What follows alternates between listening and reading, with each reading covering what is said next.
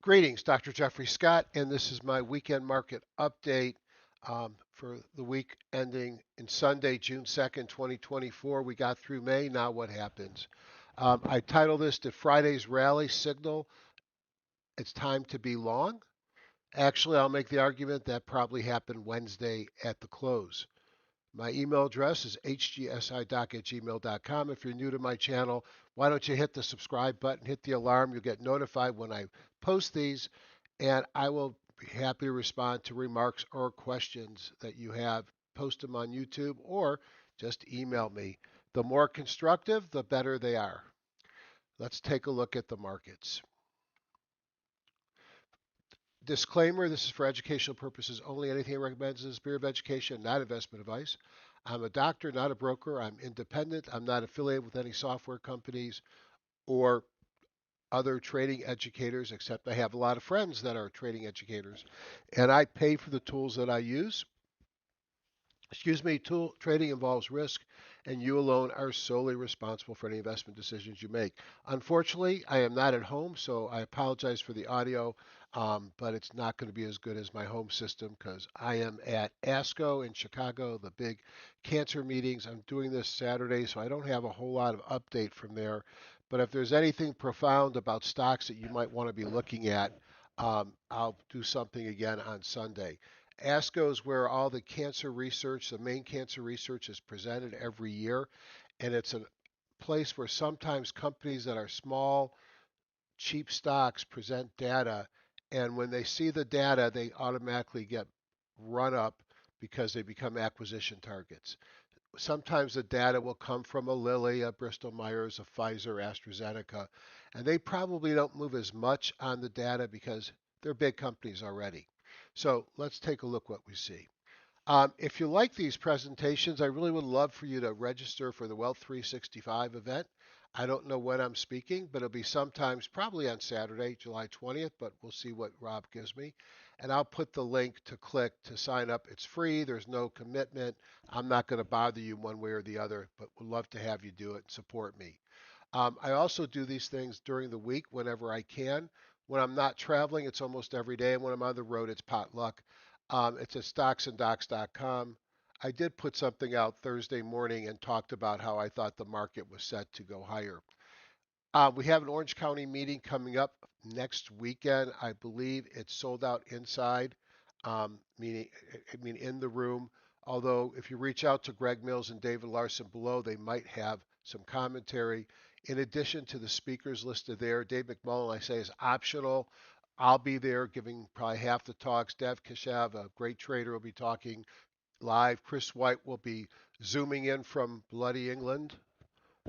I'm sure it's not bloody. I just had to use that word. And then special guests, I get announced two right now. My good friend John Person, who played golf with last week, and he will be speaking on Friday. He's just such a wonderful trader. His tools are built into Thinkorswim, and he's got some great packages. But more importantly, he knows how to trade and manage money. And then Sager Nandy from Superior Profit will be on as well, talking about his Q-Edge tools and his tools for Metastock and TradeStation. Now, you want to support the channel, you want to be part of this, why don't you sign up for the internet option? It's $400. You'll get invites on Zoom. You'll get the videos we sent to you as well as the presentation PDFs when available. Mine will be available and hopefully some of the others. I share the content via Dropbox and I'll put goodies in there over the next 6 months before I turn off the Dropbox. I'll have two post-meeting Zoom Ask Me Anything sessions where I'll let you come on and tell me what you think and ask me whatever. And then you'll save up to $300 on my packages. You'll save money on Sager's packages. So in fact, you might spend $400 for the opportunity to participate and save much more than that between the two of us. If you like to do the online option, please contact me as soon as possible and I'll get you all hooked up. And again, hgsidoc@gmail.com. So we start with the major markets. It's a 4-day week, so I'm looking at changes from the beginning of the week. And the major indices are the ones I highlight in yellow, and you could see for the most part, they were all down on the 4-day session, led lower by the NASDAQ composite and especially lower by the Qs. Other things that I might point out that I thought were meaningful was that the FANGs were down, although not that much, 2.7. The IBD 50, which had rallied the prior week, was down 4%. And ARKK, the Cathie Wood play, which was showing some life, was down 4% on the 4 days. If we look at the 1 days, you could see that NYSE, S&P, Russell, and the Dow had strong days on Friday, yet the NASDAQ was flat and the Qs were down 0.2. I think there was a lot of rotation. I'm going to show you the data to support that. And I do think, albeit it might be a short term, I think the buying window is probably back open. If you look at the sectors on the week, more were positive than negative. And I really thought this was a rotation week. And if you look at what led, energy, utilities, real estate, they've been weak for a while. And what was strong in the past, technology led to the downside. Everything, however, was up on Friday, even the technology sector. Now these are the S&P 500 sectors. I often will look at and comment on the S&P 1500 sectors. And I think it's important to recognize that the 1500 is much broader.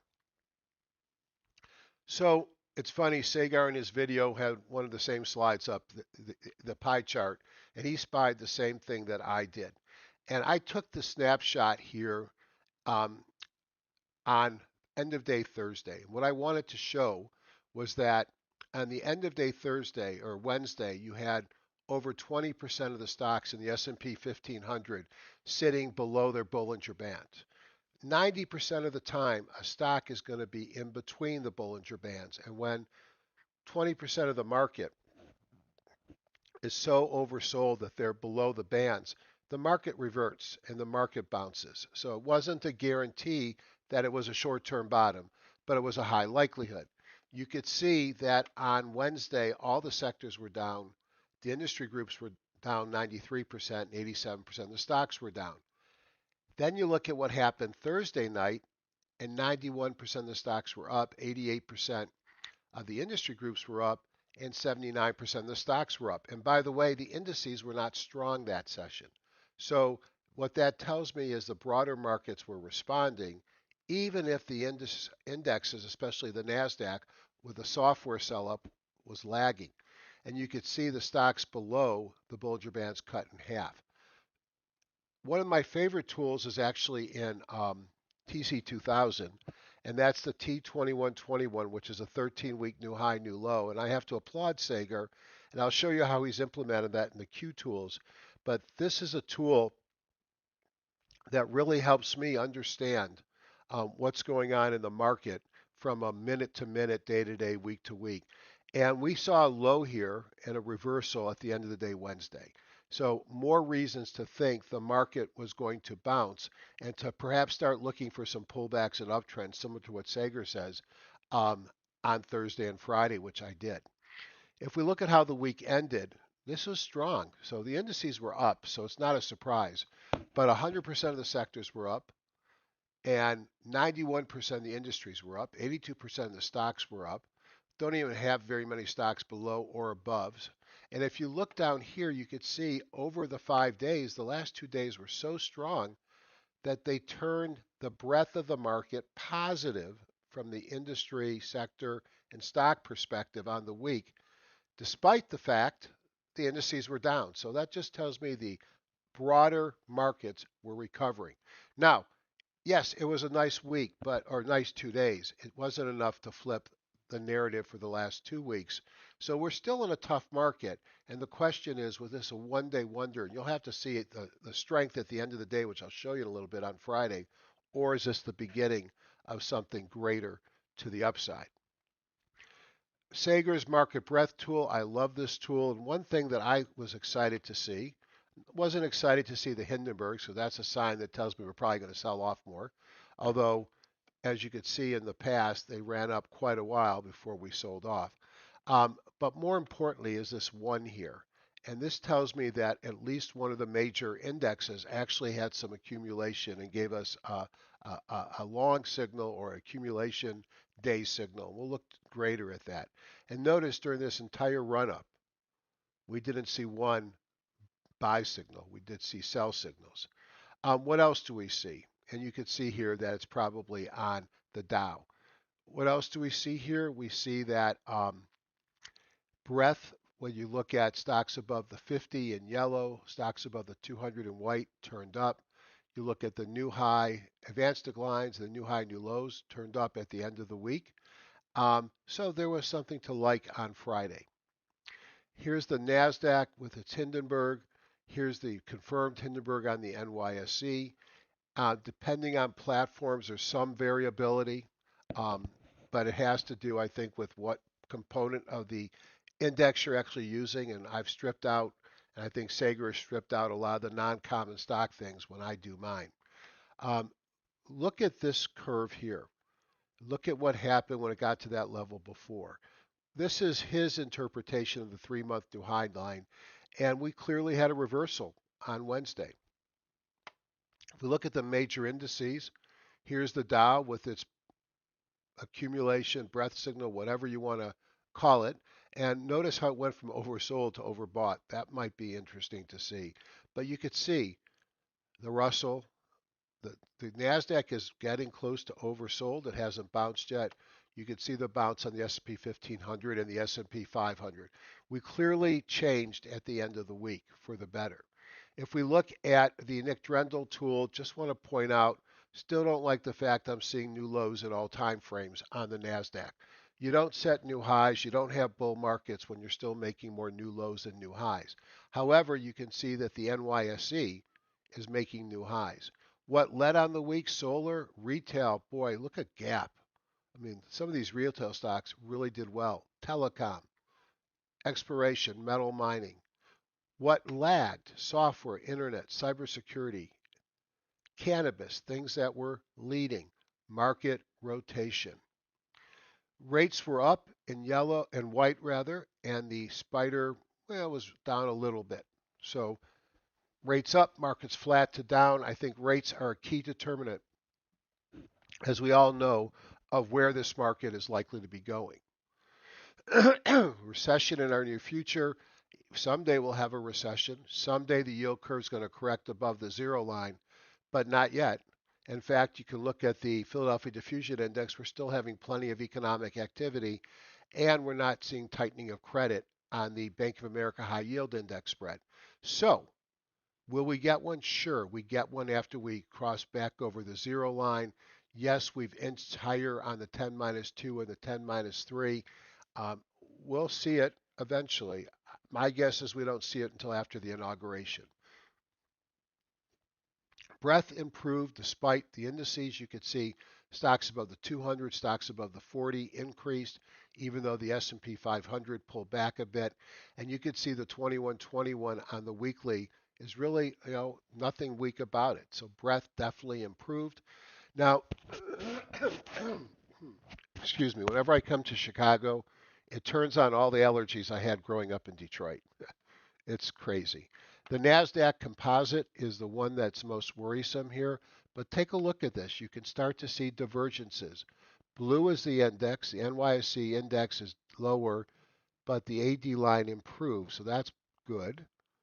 There's not much divergence on the NASDAQ 100.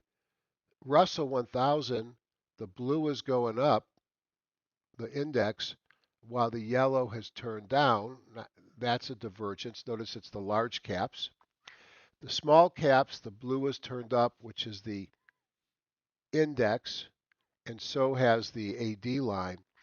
But the NASDAQ, look at how this just is selling off on the AD line, and the index is at all-time highs. Something's got to give, and I'll be closely watching the NASDAQ. I'd love to see a reversal there and go higher.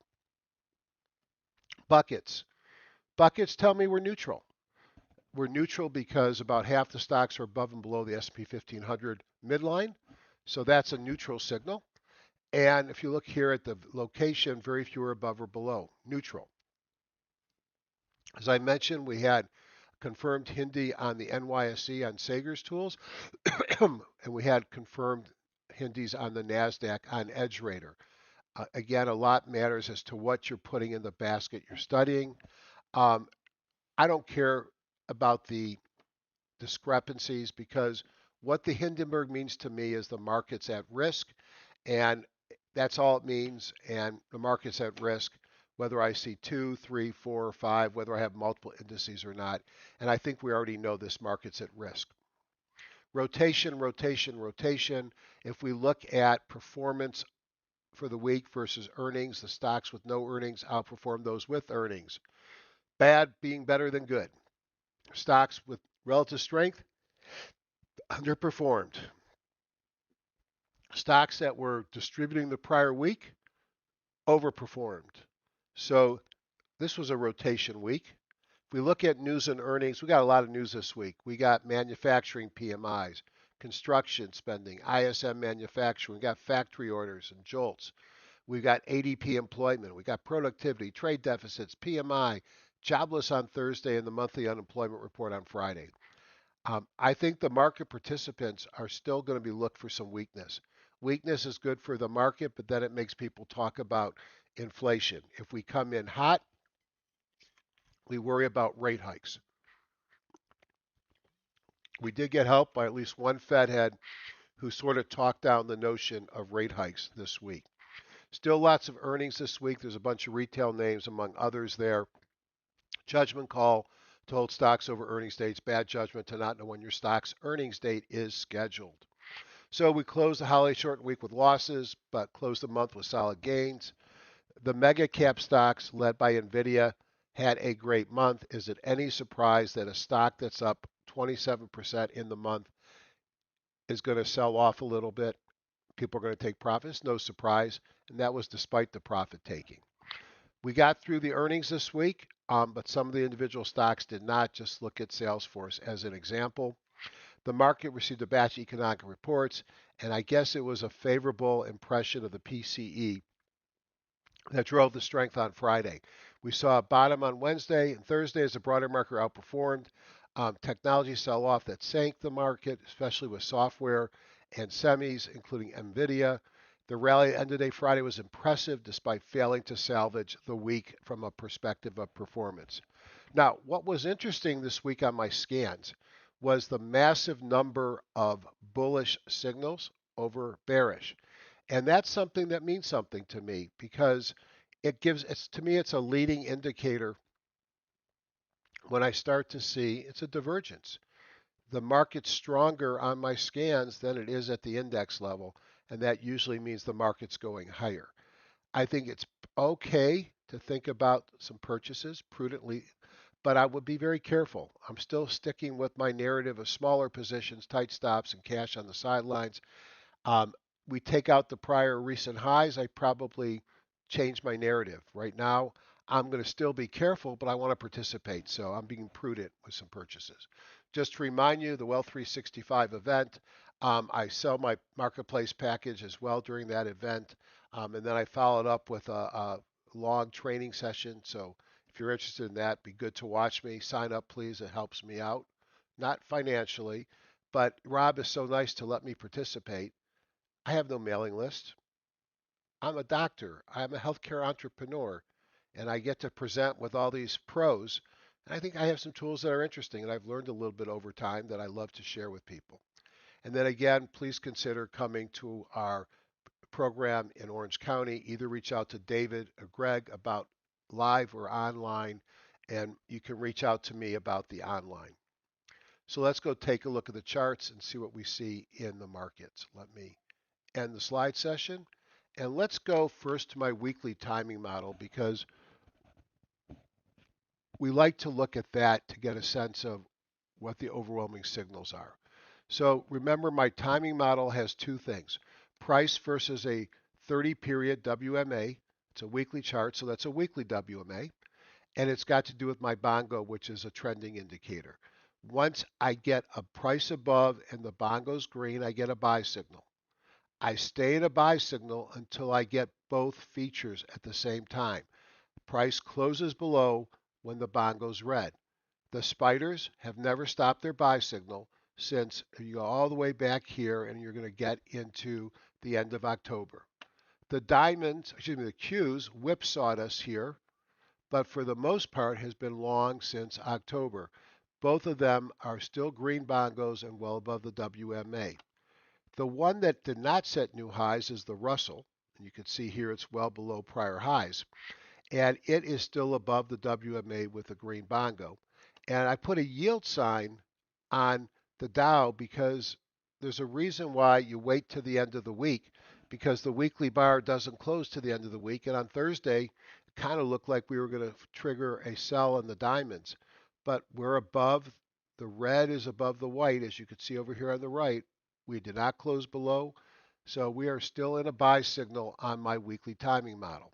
If I go into my indexes and I look at the daily charts and we look back 4 days, 1, 2, 3, and 4, and we look at the week that was, the red line represents the close on Friday, the prior week, and you could see the dashed line was the week before that, and you could see that was basically, we closed last week where we closed the week before, so not a big change.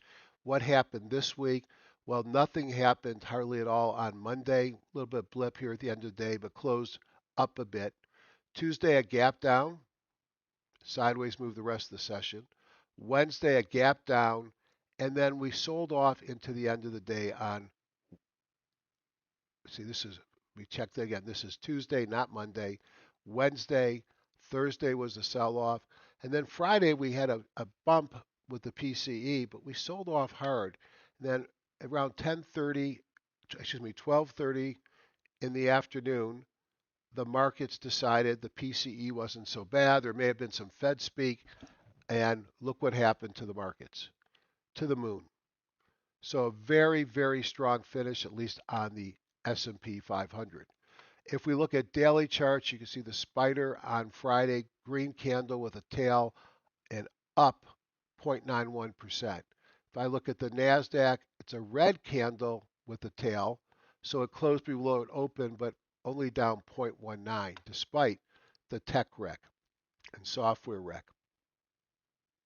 Strong day on the NASDAQ. Closed near the highs, up on the diamonds, up 1.59. The Russell, the 50 held multiple attempts to break it and closed on Friday 0.84% up. And if I look at the VIX for the week, it spiked, but it actually closed up only 8%. It was much higher before we got into Thursday and Friday. Now, one of the main drivers of this market, in my mind, is going to be the dollar. The dollar squirted out of this channel and is kind of consolidating here, holding at the 50. Boy, since I would like to see this market go higher, I'd love to see a breakdown of the dollar. I'm watching that. I think that's one of the big influences on the market. On the commodity side, you could see down 0.59% on gold, stopping at the 50. Be interesting to see if that holds. Silver was down 2.32. Oil pulled back into the 200. Natural gas has broken down again. And then the other big thing besides the dollar is the 10-year. 10-year is at an important point. 10-year squirted out, but then right back into this channel. It's pulled back and actually held at the bottom. A break below this channel will also be very bullish for the market. I don't think it's any surprise that rates were down on Thursday and Friday and the market started going higher. I think there is a clear relationship, especially in small caps. Okay, now let's look at, I'll show you one thing in breadth, and look at the rebound here of the RSP, the equal weighted spiders, versus the cap weighted. Now for the week, it was still dominated by the cap weighted, but you could see this little nub in here. So I personally think we're better off to see the market broaden out, and we'll wait and see if this actually continues. Now, if you look at the daily chart in the equal weighted Qs versus the Qs, same thing, but not to the same extent. If I look at the hourly sectors, so these are ratio charts comparing specific sectors to the S&P 500. I'm looking for leadership up in the upper right hand corner, and I'm looking for these big moves showing me emerging strength. Now, the S&P 500 was flat on the week. It was strong on Friday. And this is looking not just compared which is the strongest, but it's the strength compared to the S&P 500. So what's working? Well, technology sold off hard. It kind of bounced a little bit, but technology has sold off. Okay. Um, Healthcare gave up a little bit on Friday. But look at the bounce off the bottom on staples, real estate. Boy, there are a lot of real REITs on my review this week. Utilities continues to be strong. Discretionary, not so much. Biotech has been, to say the least, disappointing ever since the JP Morgan conference. And we've got some life and materials, communications, energy, financials. It's broad based except for technology and discretionary on this move. So let's look at the stock scanner. So if we look at the heat map, which would go Friday through the close of the aftermarket, you could see that our buddy NVIDIA is giving us perhaps a flag up here before it goes higher. Lots of upgrades with super high prices. This is such a widely held stock, 1100, 1200, 1200, 1350, 1100, 1288. So we're at 1096. Can this thing go higher? Absolutely. Would I be buying a lot here? Eh, I think it's exciting. I'm in it. I'm glad I'm in it. Um, but I'm not sure I'm adding until I'd love to see them pull back some with a flag and give me a chance to buy more at a lower price. Amazon pulling back a bit. It had a nice run up here. Here's the earnings date with a nice beat. Ran up, but it's weakened of late as well. So you could see a mixed day on Friday. If we look at something like the Russell 2000, you see a little bit more broader strength. I mean, small stocks have been starting to work here. They haven't worked in a long time. If I look at Wealth Scanner and I look at a basket of ETFs that are index, markets, sectors, industry groups, and themes, and get a sense of what's working. And so the first thing I see is I only got two things above 800. Not so great. Um, I go all the way down to 649 on a strong market. Everything's above 8. So that's going to temper a bit my enthusiasm on the market strength. What's leading? Solar, bonds, clean power, Norway, short, Kathy Wood, huh. Telecom, euro, utilities, ultra short bonds, short treasuries, aerospace, and I'm now even out of the sevens. There isn't resounding strength in the market. Um, there's a lot of flames here, and these are things that are starting to move, but there's not a lot at the top, and it remains solar, which we talked about during the week and last week as well. So I developed a tool that allows me to make my life simple. And very quickly, I can look at an industry group, a sector, or the market as a whole, or a defined list, which I call my combo list, to get a sense of what's working and apply the types of tools that I like to use. So let's go to my CAT scanner and let's start by looking at solar and see if anything has given us a buying opportunity. I don't buy things that have run away from me. I like to buy things that are pulling back. So I don't see anything that's pulling back, but I bet you if we go and we look at momentum up, well, here's Nova. That's too much of a bottom fish. It's not a leader.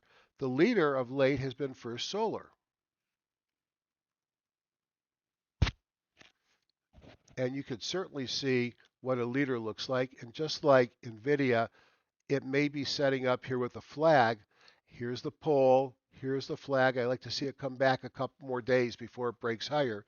But this one, um, right now, is not doing anything. But this is one I'm looking at. And last week, we talked about end phase. And this is one, two, that ran up a little bit this week, but you could see it's had a nice move up here as well.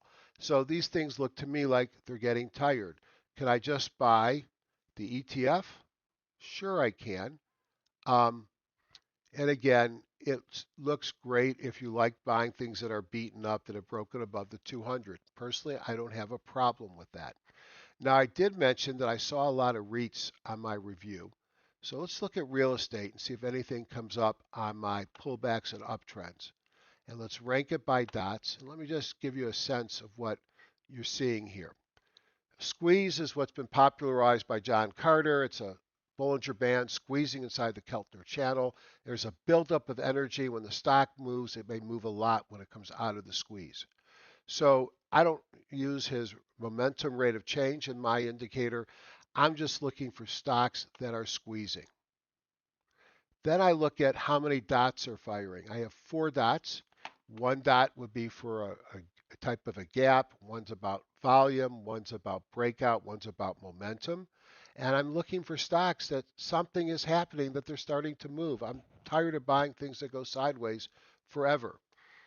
All right. The bongo is a trending indicator, daily and weekly. And in my pullback and uptrend scan, I require the weekly to be positive and the daily to have reversed recently. So looking for a stock that recently pulled back. The high-low jump is a measurement of extension, and then the EMS is a short-term buy-sell signal. So I don't know AKR, Arcadia Realty Trust. So you could see that I had volume breakout momentum. I recently came out of a squeeze. I took out the 50. I'm not extended. The relative strength and OBV look great. Now, I passed on this one mostly because it's so flat. However, Brixmor Properties, similar as well, but this one, for whatever reason, intrigued me more. It had big volume the last 2 trading days. Again, anything less than 95 is not extended. Relative strength and OBV breaking out over its moving average. Brixmor, Crown Castle. Now you can see all of these have been built up some. Now I found a couple that looked good. DOC Health Peak. Here's your uptrend. Here's your pullback to the 50 and a breakout. I like this one a lot, but there's a lot of them here that looked good. This one is Well Tower. This one has had a nice move, a pullback, work off some of the extension, although this one is clearly extended and you can see the high lows at 100. So there were a bunch of stocks in the real estate arena that looked interesting. The next thing I might want to do is look at a high growth stock. So I have a list of stocks that have high relative strength. I put this list into the remarks section as well for wealth charts users. And I'm curious if any of these leaders had signals, and they did. Ameriprise, big uptrend, pullback, double top, pullback, big candle on Friday on massive volume. The challenge here is, can it clear the double top? Burlington Factories, we talked about this one last weekend, and look at what happened. It broke out on earnings, up a 29% beat. We talked about it last week when it took out the 50. Chubb, the insurance companies look strong, and you can see a nice uptrend pullback and a breakout. Is it extended? I just look back here. It's not extended. Dick's Sporting Goods, big move on earnings. The little green thing hiding in there is the earnings. Let's see if I can pull it out. I spread it out. I'll pull it out. 11% beat. This is my EMS signal. This is a Rob Hoffman launch indicator. That's his wealth signal. in case you're wondering what else is on my chart. 17-day, 50-day, and 200-day moving average. Going down the list, FLR is an infrastructure play, and again, you can see we've talked about this before when it broke out of the flag, gave us another buying opportunity here and probably again not extended. FLR still looks good. We rank by the dots. Keep going down my list. I said retail was doing well. I just have a hard time buying a big box store, but you almost got a cup and a handle and a breakout in Nordstrom's. Earnings are out and they did horrible, but maybe this is a story where the baby's out with the bathwater. And this is a pretty big reversal candle. Look at that bottoming tail. Things go better with Coke. Again, not my favorite kind of stock. It's a nice defensive stock for sure. Used to be a growth stock. Here's your pullback to the 50. I love buying off the 50. Big volume, breakout momentum, relative strength and OBV cross, not extended. So there's stuff to like there. So this is a group of stocks that have been performing well. There shouldn't be a lot of losers here. See if any of the others were ones that I wanted to profile. The gap, talked about retail. This was giving signals, wait for it to come up, here and here. And then it had a big gap up on volume on Friday. This is one that, it's kind of in a double top area. Still looks interesting to me. Look at relative strength and OBV. But we didn't have to wait till it ran. Think what I said about Wednesday, market bottoming. This was Wednesday's candle. Thursday moved up, and look at the volume that came in. So many stocks, so little time. I mean, this is why I think the market's going to go higher. It has to do with the breadth of strong stocks. JP Morgan, I think, is at an interesting buy point. Are we in an uptrend? Look at the weekly chart. Absolutely, we're in an uptrend. And then here's my wealth signal fired on Friday, which is one of my favorite signals. Here is the volume, a breakout, taking out all these highs here. Relative strength OBV, not extended. So there are a lot of nice looking stocks on this high growth stock list. Some of the defensive plays, Lockheed Martin also looks very good. This is L3 Harris. Uptrend, pullback, breakout. That's what I buy. That's what I trade. And this one's easy. I know exactly where to put my stop. Because if it gets below this, why do I want to even be in the stock? Now I'd have to make sure it wasn't too far away.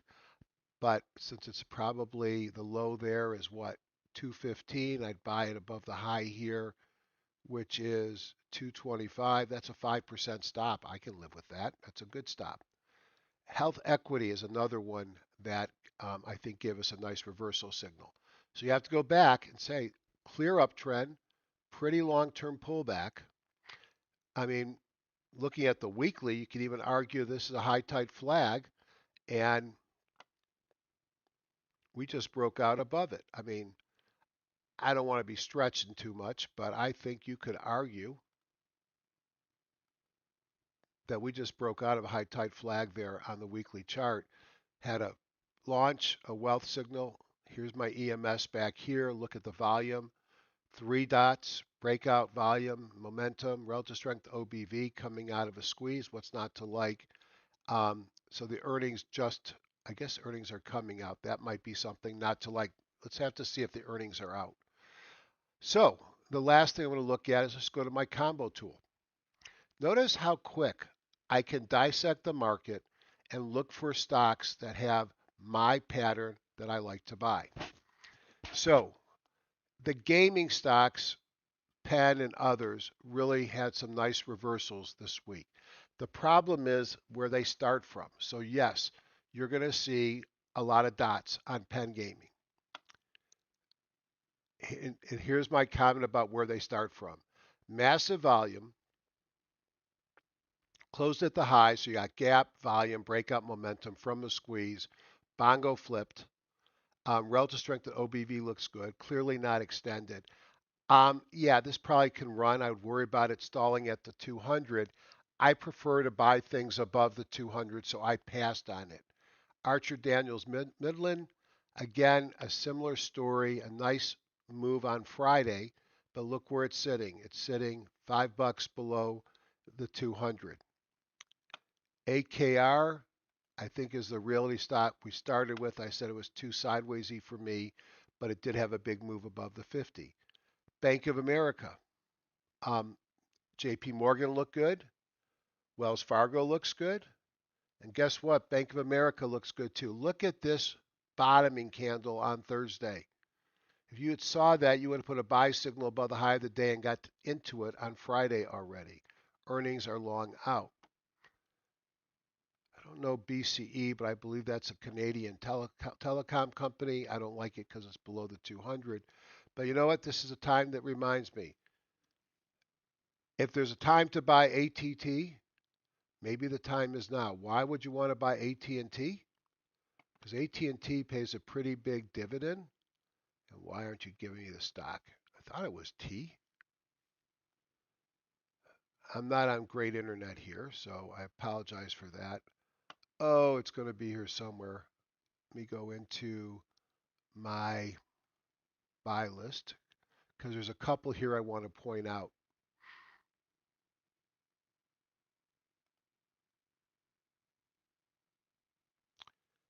And there is AT&T. This thing has blown through its double top. It pays about a 6% dividend. We saw communications were getting stronger. It is not extended. Relative strength at OBV looked good. Massive volume on Thursday and Friday. I think it's a combination of defensive and maybe there's some growth coming into AT&T. Verizon is another one that looks similar. Now it's still got to get above these peaks, so I like the AT&T better. Anything else that really wowed me? I mentioned that the defense, this is General Dynamics. Wow. Kimco Realty, again, this is what a lot of the REITs look like, and the REITs in medical space, shopping centers, office centers, and a lot of red here. But it just broke above the 200, 2 days of good volume, breakout momentum coming out of a squeeze, not extended, relative strength and OBV look good. Here's your Lockheed Martin. I think I may even like the chart of General Dynamics better. AMT is another REIT. They do a lot of the phone towers. Did it just break the downtrend? I don't know if I'm willing to say that yet, but certainly getting close. And obviously, the beauty's in where you draw your trend lines. But I tried capturing the highs here, and the high up there. This one might be breaking out. Kite Realty, this is one that really suffered in 8-9 and came out of it like a rocket ship. Just broke above the 200. Again, these are not growth stocks. These are boring stocks that might be the kind that are rotating in. We go back to, this is just my buy watch that has the pullback signals. I have a buy watch that's pretty big. I mean, you want to be simple, just buy Berkshire Hathaway. The only question I have here is it's pretty inevitable that Warren Buffett's going to die soon. And I'm not trying to be morbid. The guy's like 100. Um, what happens to their whole portfolio when he goes? But look at the sideways consolidation, the massive volume, the three dots, relative strength and OBV peaking up, not extended. Maybe this is a time to look at Berkshire Hathaway. Some of the energy, and I looked at the integrators. This is Chevron, had a pretty strong pullback, took out the 50 and the 17 on this very strong bar, three dots, relative strength and OBV look good. FTAI is an infrastructure play. My God, it's what a strong stock. Can you buy it up here? I find it hard to buy something this extended. However, I could have said that But down here, it just keeps going. But it's this pullback here that I want to look for. What else didn't we see here that's interesting? Again, I mentioned before a lot of insurance stocks. Here's Lowe's, not the home improvement Lowe's. Sideways move, took out the 50 and the 17 on massive volume on Friday. The earnings were back here. So this is not an earnings move. Maybe it's got something to do with post ex dividend, but I think it's a change in sentiment about this class. Here's Progressive, another one. This one had a great move, sideways move. Is it ready to resume? Looks to me like this is a pretty nice buy point. Going down the list, if energy goes up, this is one of my favorite as far as fundamentals, long-term Halliburton. I think it's here more for historic purposes. There are things like AROC that probably look better right now in the oil services. Run up, sideways move, took out the 17 and the 50 on good volume there. Foot Locker. This is one that got clobbered, but it had a nice move. Let's look at the had a 83% beat on earnings. It's a stock that's way off of its prior highs. Had a nice move on Thursday, and then it held it on Friday. So Foot Locker looks interesting to me here. Independence Realty is another one like the others, except this is probably in more of a uptrend than the sideways movers, but here's your pullback and a big move up on Friday. Tapestry, a retail stock that looked interesting here, took out the 50. Not a lot of volume. Earnings were back here, and the earnings were a 20% beat. So there is a lot to like this week. I told you that the bullish signals outweighed the bearish. Let me just give you a flavor of what that looked like. So I also use other platforms. I did video last week showing you some stuff in TradingView and TradeStation. So I have my scanners in TradeStation. There's only two places right now that have my scanner. One is TradeStation and one is Wealth Charts. I am working with a couple of different programmers to try and get my scanner to work, not real time, because that's not how I trade. But I would be so happy to be able to run the scan and treat the bar as closed at maybe 10:30, an hour after the market opens on the East Coast, just to get a sense of what's moving. I'd like to run it again probably at 1 o'clock to see where we are in the middle of the day, and then run it at 3:15. So at 3:30, I could see before the end of the day which ones are going to give the signals, and maybe buy them before they gap up away from me the next session. So I will hopefully have more to tell you about that. And I've actually, Wealth Charts might be the one that does it for me, and I think that would be great because a lot of people I know have bought my platform or my tool set on Wealth Charts. I trade the same way, whichever platform, and there's a reason why I spend so much time in Wealth Charts. It's such a user-friendly and strong platform. So, a couple things that I've done that I wanted to show you is one is I've actually created radar screens. And so those people that have already purchased my TradeStation stuff, I've got updated ELDs and will be distributing them after, maybe before, but after at some point in the next week, hopefully before the meeting's over. But I can now track how many dots are firing during the session and not have to wait till the market closes. The problem is a big word. I can only put 600 or 700 instruments in this. A scanner could scan the entire market.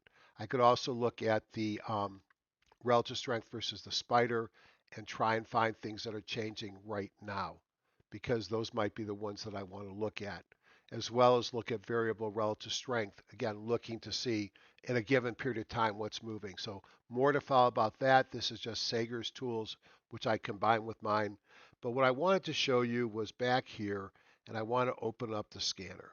So I will look at each day, I'll run all these scans, So go with flow is a Sagar scan that I run across a large part of the market with price and volume limitations.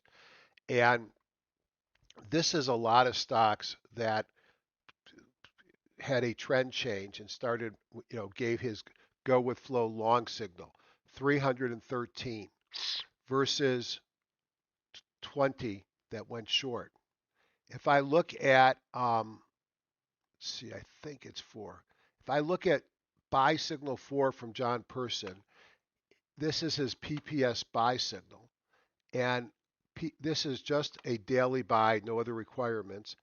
And I had 601 on Friday. I don't remember ever seeing 601.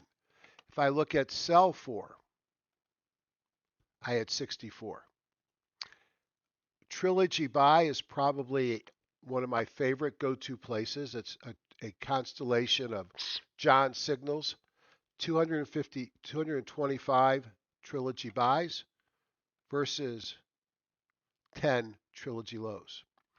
And then Friday was the 31st, so we've got the end of the month. So we can look at monthly charts. And John has another super signal called high close doji and a low close doji.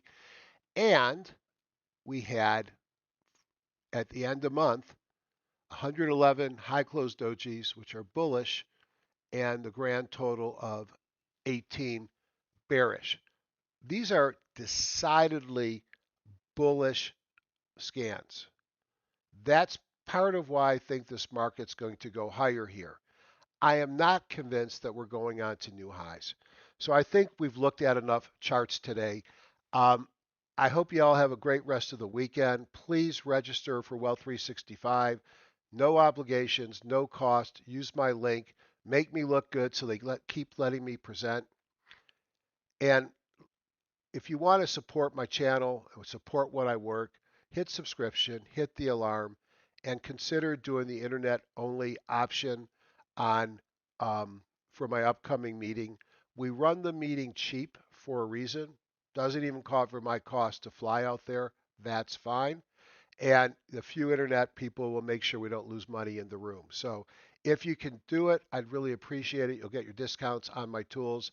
And I'll see you during the week on stocksanddocs.com. And have a great rest of the weekend.